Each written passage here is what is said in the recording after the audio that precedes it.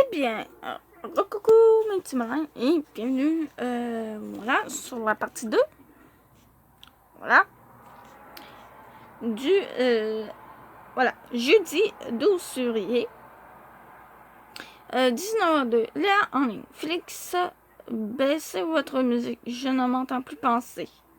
J'ai monté le son pour m'assurer de ne pas vous entendre, ton chum et toi. Lui n'est pas mon chum, tu sauras. C'est un ami avec qui je prépare un exposé d'anglais. Il est parti depuis presque 1 heure, alors tu peux baisser le volume maintenant. La musique nous inspire pour notre travail de philo. Félix, les parents détestent quand tu fais jouer de la... wow. Les parents détestent quand tu fais jouer ta musique aussi fort. Justement, j'en profite pendant qu'ils ne sont pas là. Sans blague, j'ai plein de devoirs à faire et je n'arrive pas à me concentrer. Ok. Merci. On descend pour se faire souper, viens-tu? Ça dépend. Qu'est-ce que vous comptez cuisiner? Je ne sais pas. C'est ça qui cuisine ce soir. Bah alors merci, hein. Moi c'est clairement. Alors non, merci. Arc. Alors, je vais me contenter des restants de spaghettis. Il ne reste plus de spaghettis. T'as tout mangé quand t'es rentré de l'école? Non, c'est Zach. Il n'a l'air de rien, mais il mange comme un ogre. N'était pas censé être végétarien, lui. Justement, c'était du spaghetti sauce tomate. Bon, alors, je vais me faire un sandwich au poulet. Au moins, je suis certaine que ton parasite d'ami n'a pas touché à sa baille. Léa s'est déconnectée. Léa de Marie-Lou, vendredi 13 février, 22h59. Conversation avec papa. Bon, vendredi. Alors, est-ce que Zach a fini par lever les pattes hier soir? Tu avais l'air vraiment intimidé quand on s'est parlé. Tu pourrais peut-être expliquer à tes parents que tu trouves ça intense qu'il soit toujours chez toi.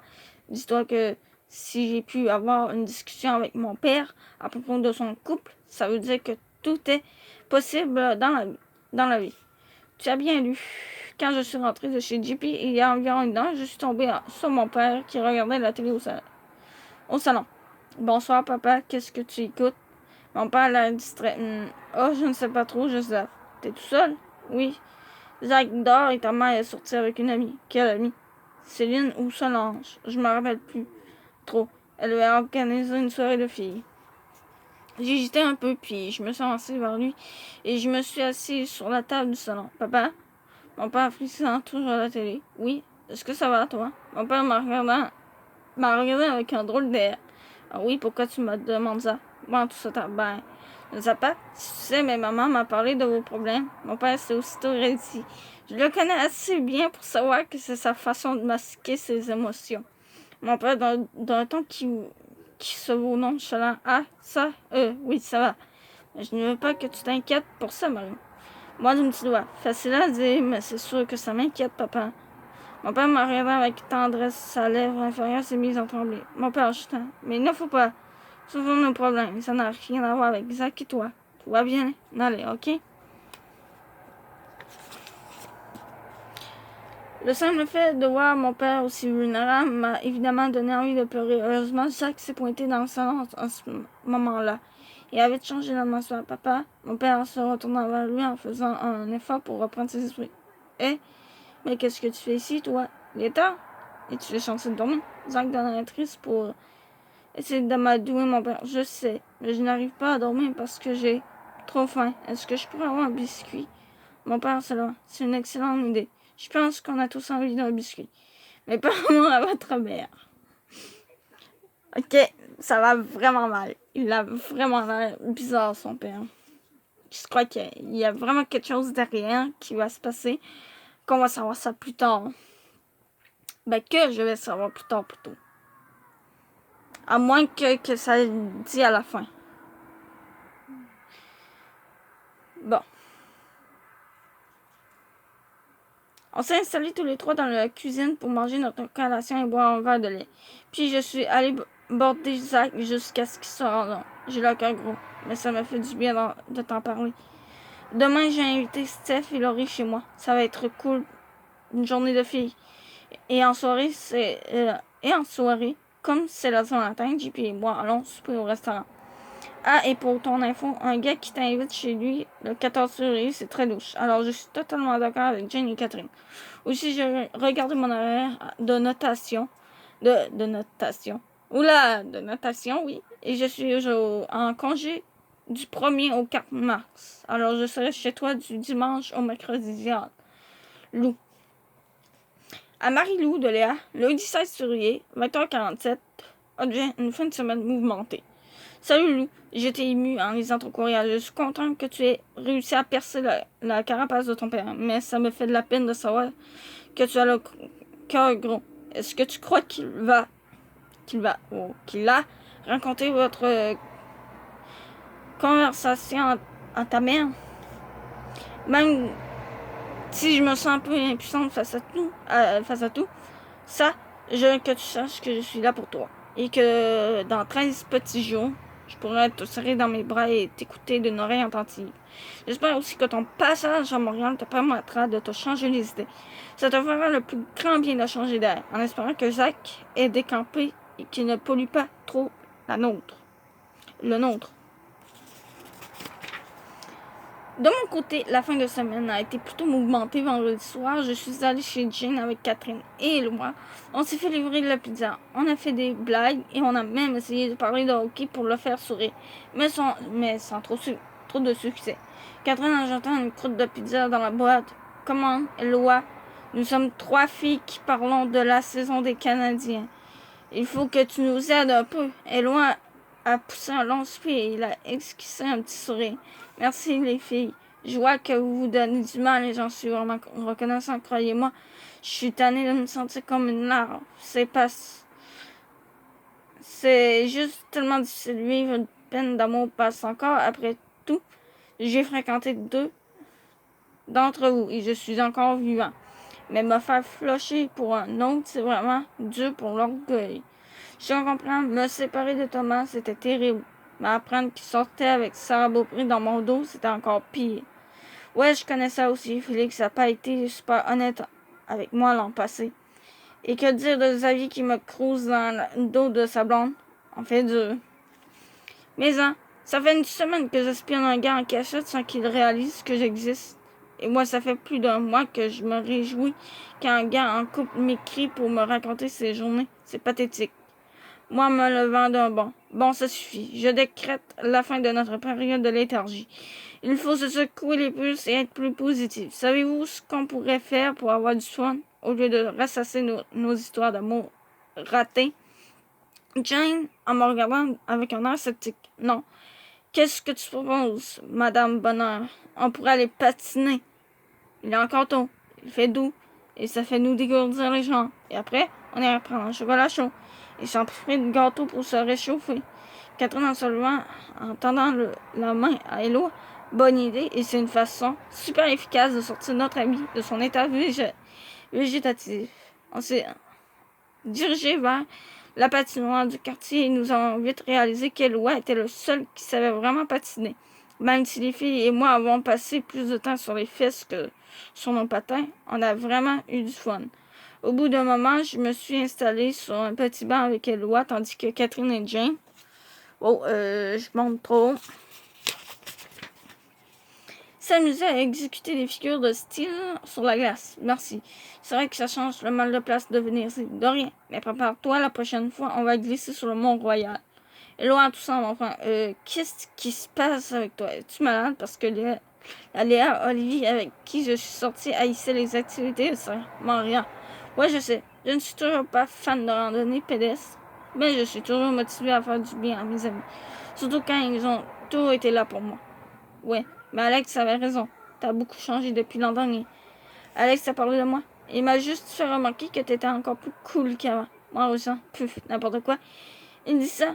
Mais je suis sûre que je ne suis pas aussi cool que sa Marguerite. On s'en fout de Marguerite de toute façon. Tu ne peux pas comparer plus d'un an d'amitié à un kick de quelques jours. J'ai souri et les filles sont venues nous rejoindre. Après le gâteau et le chocolat chaud, Éloi est rentré chez lui tandis que Catherine et moi sommes restés dormir chez Jane. Samedi, je suis rentrée chez moi juste à temps pour le petit déjeuner. Moi, en retirant mes bottes et mon manteau, quand ma maman m'a dit au téléphone que vous aviez acheté des chocolatines, vous m'avez convaincu de rentrer au plus vite. Félix n'est pas là.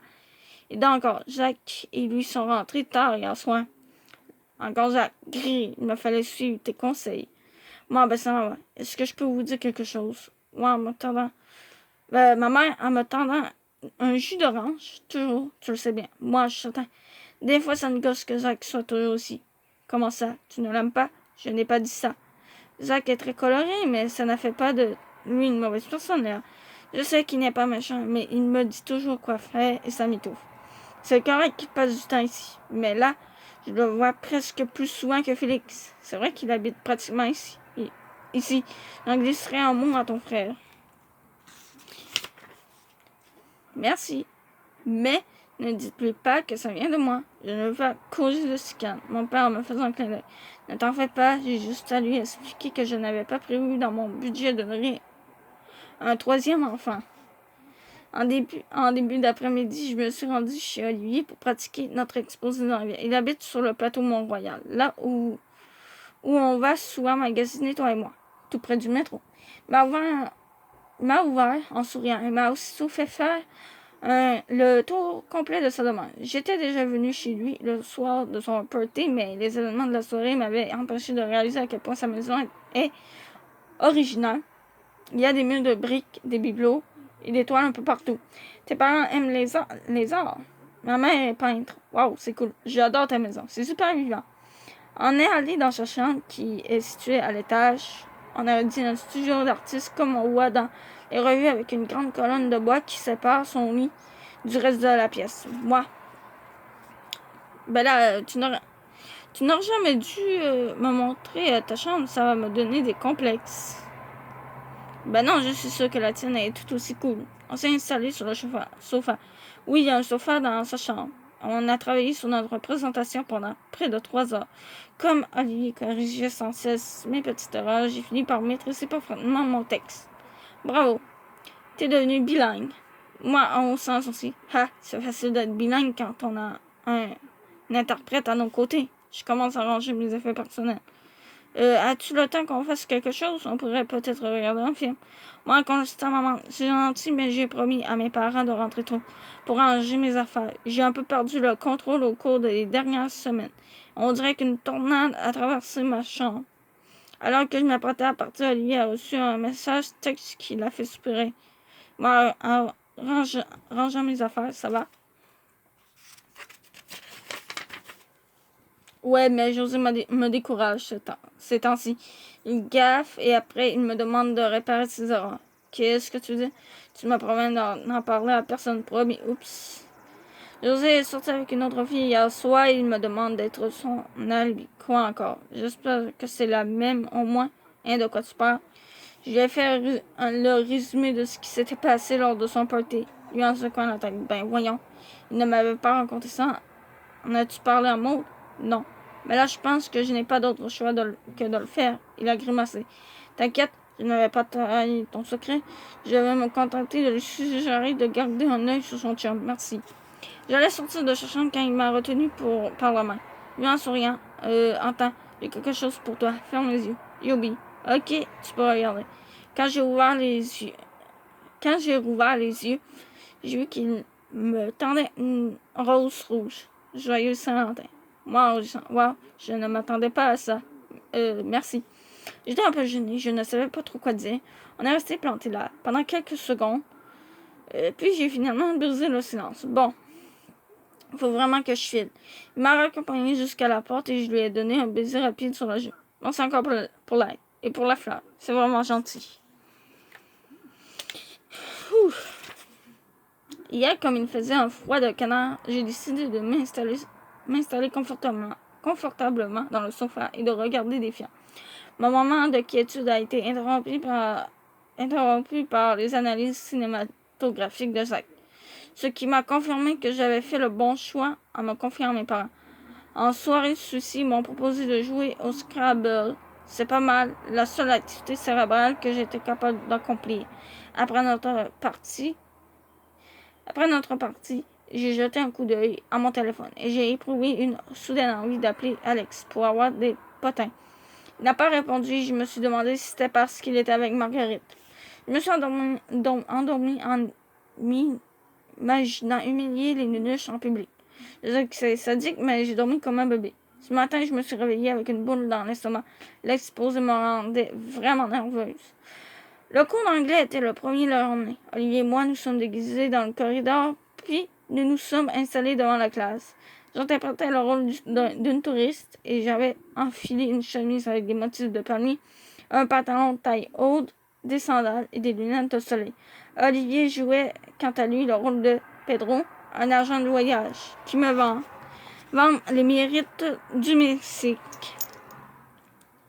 Il porte un sombrero, une fausse moustache et un faux bedon. Jane a tellement ri en nous voyant qu'elle a pris une photo. La classe est bidonnée pendant les 4 minutes de notre présentation. Quand je suis allée me rasseoir, je me sentais légère et très fière de moi. Et comme du bonheur, Maud et Marianne sont passés juste après nous et leur présentation est complètement tombée à plat. Après la classe, Olivier m'a rejoint à mon pupitre et a levé sa main dans les airs. High five! J'ai frappé dans sa main en riant. Merci, Oli. Je n'aurais jamais réussi notre présentation sans ton aide. Tu faisais un très bon Pedro. Olivier avec un accent espagnol. De rien, chérie. Je vais aller me changer. Parce que je vais trouver un gordito. Il est sorti de la classe en sautillant. J'ai souri et j'ai ramassé mon sac. Maud est aussitôt plantée devant moi.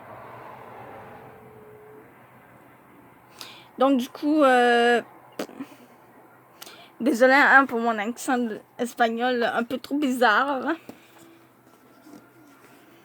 Bravo le poivreau. Tu as trouvé une nouvelle façon de te ridiculiser en public. Merci pour le compliment, mais je pense que le prof a trouvé ça plutôt rigolo et qu'on va avoir une bonne note. Il faut absolument que tu remercies Olivier d'avoir fait tout le travail. Tu pourrais l'embrasser, tiens, avec un peu de chance. Il pourrait te torpiller la face en complet. Explique-moi pourquoi ne surveilles-tu pas ton chum au lieu de te mêler de ma vie pourquoi ne surveilles-tu pas ton chum au lieu de te mêler de ma vie personnelle? Je n'ai pas besoin de surveiller mon chum pour savoir qu'il ne torpille pas une autre fille que moi. Si tu le dis. J'ai pris mon sac et je me suis avancée vers la porte de la classe, mais Maud m'a bloqué le chemin. Elle a renvoyé sa criant blonde derrière son épaule et m'a regardé droit dans les yeux. Si t'as quelque chose à me dire, crache-le, mon chum. Ce n'est pas poli de cracher. Bon, en plissant les yeux. Pourquoi tu m'as dit de surveiller mon chum? J'ai eu le doute dans ses yeux. Moi, c'est vrai. Demande donc à José. C'est à toi que je demande, réponds. Parce que je ne crois pas qu'il soit le gars le plus honnête au monde. Pff, n'importe quoi. Pourtant, je t'avais déjà mis la puce à l'oreille l'année dernière. Et je ne m'étais pas trompée. Ouais, mais les choses ont changé. Notre relation est différente. Et toi, t'es plus tâche que jamais. Elle est sortie de la classe en me bousculant. Pourquoi ai-je voulu aider celle dont la passe-temps favori est de me comparer à un potager en putréfaction? Aucune idée. Bon, je te laisse. Ça fait longtemps que je t'écris et je n'ai pas encore ouvert mes livres. Mais j'espère que tu as passé une Saint-Valentin hyper romantique. Donne-moi de tes nouvelles cette semaine. Léa. Donc, je pense que finalement, on va pouvoir terminer. On va continuer. On va finir la partie, le chapitre, quoi. Au moins, on aura déjà un chapitre de terminé. En une seule journée, quoi. Jeudi 19 février. Je pense que c'est ça. Oui, c'est ça. Jeudi 19 février, 21h12. Jane, là, t'étais où aujourd'hui? Je me suis levée avec de la fièvre et un mal de gorge atroce. J'ai passé 3 heures à la clinique avec Félix, qui a gentiment cherché son cours pour m'accompagner, pour apprendre que je faisais une amygdalite aiguë et que j'en avais pour 10 jours d'antibiotiques. Pauvre toi. Tu as passé la journée au lit. J'ai alterné du lit au chauffeur. La bonne nouvelle, c'est que Zach est hypochondriaque, alors je ne compte pas le revoir de sitôt. La mauvaise, c'est que j'ai mal. Comme je n'irai pas non plus à l'école demain, je devrais emprunter tes notes. Pas de problème, ça va me faire plaisir. Alors, qu'est-ce que j'ai raté aujourd'hui? C'est-tu si Maud a confronté José? Non. J'ai essayé de soutirer des informations à Sophie lorsque je l'ai croisée dans les toilettes, mais elle m'a regardé avec des yeux ronds. Quand je lui ai demandé si tout allait bien avec Maud et José, bien sûr, pourquoi ça irait mal? Ils sont tellement cute ensemble. Et on parle bien de la fille qui était amoureuse de lui il y a quelques mois à peine. Ouais, mais elle a tellement peur de Maud qu'elle doit refouler ses sentiments. C'est triste. Mais on ne peut plus rien faire. Je sais. Est-ce qu'il y a des développements heureux entre Catherine et son Michael Jordan? Je n'irais pas jusqu'à appeler ça des développements heureux. Je dirais plutôt que ça va de mal en pis. Raconte, ce midi, elle voulait désespérément attirer l'attention de Nathan. Alors, elle m'a convaincu d'aller jouer au basket avec elle. Tu me niaises? Non, on avait l'air de deux belles cruches. Est-ce que ça a fonctionné au moins? Du tout, Nathan était tellement concentré sur son match qu'il ne s'est aperçu de sa présence qu'au moment où il lui a envoyé un ballon sur la tête. Catherine est devenue toute rouge, elle s'est recoiffée et elle est allée le lui remettre en main propre en espérant qu'il rigole de la situation, mais Nathan s'est contenté de lancer une excuse. Excuse-moi, avant de rejoindre sa gang. Elle a encore plus découragée. Ça regarde mal. Et toi, des nouvelles de Xavier? Ouais, on s'est beaucoup écrit cette semaine. D'ailleurs, j'ai besoin de ton avis. Wow. Là, j'ai trop baissé. À propos de quoi? Hier soir, il m'a écrit qu'il pensait beaucoup à moi et qu'il aimerait ça qu'on se revoie. Il m'offre de faire quelque chose pendant la relâche. Il a cassé avec sa blonde. Non, je dirais même que sa fraîche des champs est plus présente que jamais sur son mur. Ben là, il est aussi croche que José, lui. Est-ce que vous en parlez des fois? Jamais. Quand il m'écrit, c'est comme si elle n'existait pas. Et le problème, c'est que même s'il est charmant avec moi, il n'est jamais déplacé. Il ne dépasse jamais la limite de l'amitié. C'est une zone hyper grise et je ne sais pas trop comment réagir. Wow, on dirait que tu es tombé sur le gourou des gars pas clairs, avoue. Ou alors sur un autre gars qui ne veut rien de plus que de l'amitié. Ouais, ça se peut. À ta place, je tirerais ça au clair avec lui avant de le voir. Je crois qu'elle se fait friendzone. Bref.